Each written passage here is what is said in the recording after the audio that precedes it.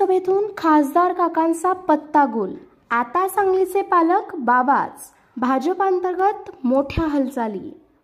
भाजपचे माजी जिल्हाध्यक्ष माजी आमदार पृथ्वीराज देशमुख यांनी नुकतेच लोकसभा उमेदवारीबाबत मोठे विधान करून खळबळ माजवून दिली।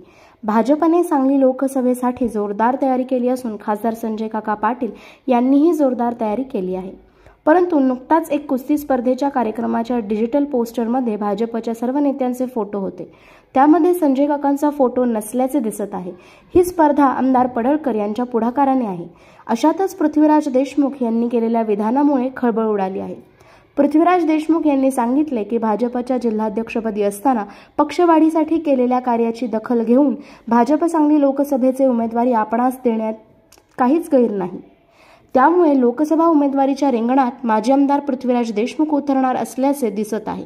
पहा नेमके काय म्हणाले पृथ्वीराज देशमुख। गावामध्ये 25-15 आणि बजेटमधून एक 5.5 कोटीचा निधी धरला आणि ती कामं पण आता रस्त्याची सुरू झाली आणि त्याचं आत्ता भूमिपूजन उद्घाटन या ठिकाणी आम्ही केलेलं आहे।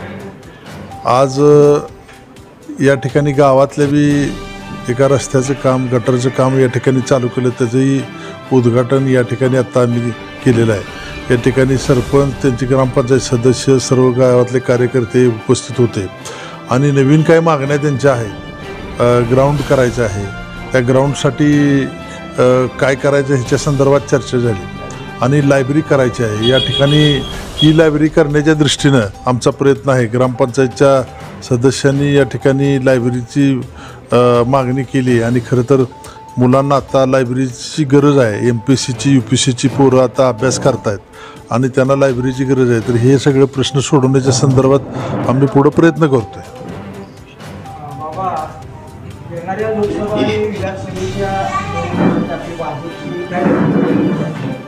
नाही, आता विधानसभा अजून लांब आहे, पण येणारी लोकसभा आहे। लोकसभेच्या संदर्भात भारतीय जनता पार्टीची तयारी पूर्ण झालेली आहे।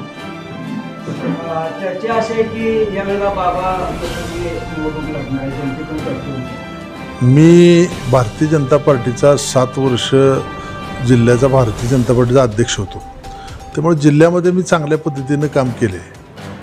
बूथ बांधणी वगैरे ह्या सगळ्या गोष्टी बारकाईनं मी पूर्ण जिल्ह्यामध्ये केलेल्या आहेत। त्यामुळं जिल्ह्यात आता मी लोकसभेची इच्छा व्यक्त करणं काही गैर नाही।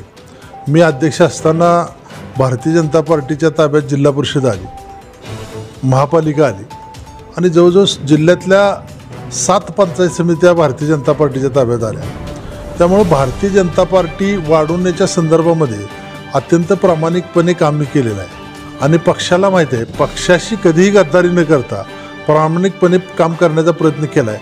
त्यामुळे पक्ष नक्की यावेळेला माझा विचार करेल।